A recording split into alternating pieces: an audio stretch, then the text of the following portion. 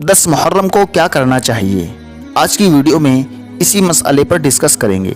अस्सलामु अलैकुम वरहमतुल्लाहि वबरकातुहू। प्यारे सामीन, जो लोग मुहर्रम के महीने को शोक का महीना मानते हैं, मातम का महीना मानते हैं, गम का महीना मानते हैं, उनकी ये बात बिल्कुल भी दुरुस्त नहीं है। यकीनन 10 मुहर्रम को आप सल्लल्लाहु तआला अलैहि वसल्लम के महबूब नवासे हज़रत हुसैन रज़ियल्लाहु तआला अन्हु की मज़लूमाना शहादत हुई, जो यकीनन गम की बात है। लेकिन कुरान करीम के अंदर शहादत की मौत को बहुत बड़ी ज़िंदगी कहा गया है। शहादत की मौत बड़ी मुक़द्दस मौत है। कुरान करीम के अंदर मौजूद है, वला तक़ूलू फ़ी सबीलिल्लाहि अमवात, कि जो लोग शहीद हो गए तुम उनको मुर्दा मत कहो, तुम उन पर सोग मत मनाओ, उन पर मातम मत करो, बल्कि वो तो ज़िंदा है लेकिन तुम्हें इसका एहसास नहीं है।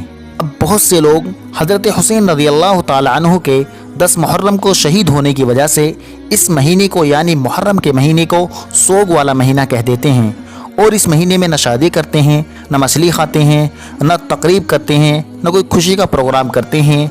यकीनन ये बातें सही नहीं हैं, क्योंकि किसी हलाल चीज़ को हराम करार देना और हराम चीज़ को हलाल करार देना ये बहुत बड़ी खयानत की बात है। यकीनन इस पर पकड़ होगी। अल्लाह ताला हम सब की हिफाजत फरमाए। मुहर्रम का महीना बड़ी अज़मत, तक़द्दुस, पाकीज़गी वाला महीना है। इस महीने में खूब इबादत करनी चाहिए और 10 मुहर्रम को रोज़ा रखना चाहिए, जो आशूरा का दिन है। 9, 10 या 10 और 11 इन 2 दिनों में रोज़ा रखना चाहिए। इससे 1 साल के गुनाह माफ़ होते हैं। अल्लाह ताला इस मुबारक महीने की खैर बरकत से हम सभी को मुस्तफ़ीज़ फरमाए। यकीनन ये मालूमात आपको पसंद आई होगी। अगर आपको ये मालूमात अच्छी लगी हो तो वीडियो को लाइक ज़रूर करें।